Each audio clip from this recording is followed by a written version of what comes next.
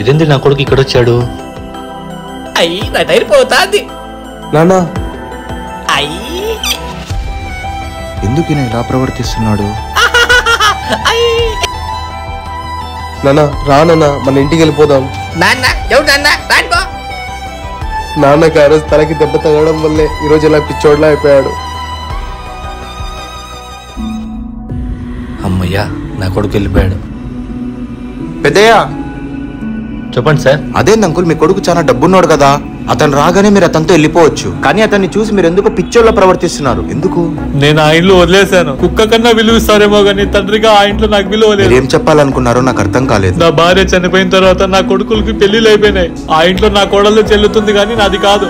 నా కోడలు పండుకొని 12 అయినా లేవరు. ఏమన్నా తిన్నారా తాగినా అని కూడా అడగ. ఆ ఇంట్లో తండ్రికి కుక్క కన్నా హీనంగా చూశారు. అందుకే ఆ ఇంట్లో వదిలేశాను.